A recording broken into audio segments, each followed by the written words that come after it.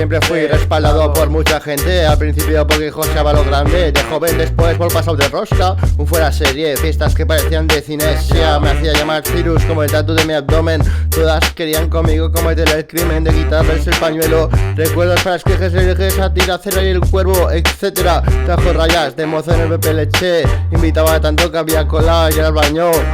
Siempre me las apañé para ir bien servido. En 2000 eran paraíso. No sé por qué cambió todo. Antes la droga era la moda.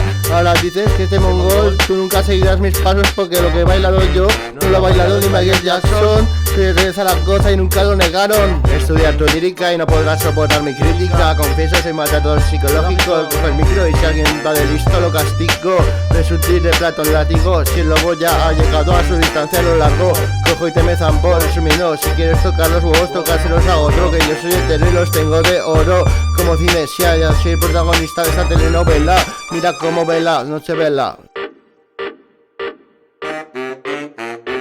Me deslizo en el track como haciendo surfing, a un ritmo rápido, fluido, afín, como tus labios de carmín o los bailes de Chaplin. Siempre son la bomba, mi verso salta a la comba, haciendo boxeo que pica como Black Mamba. Como vas a poner en una camba, despliego mi flow que cae de los aires como un equipo G.O. Mientras prende un fly con mi homeboy. Joder, qué día soy, me dejé las llaves, la cartera. No veas que despiste que llevas de fiera. Quien no tiene cabeza tiene piernas y andará o estallará como Dambala o como mis tracks en la sala de estar. Bombos mecen como las del mar, siempre con el rap jodido sin par.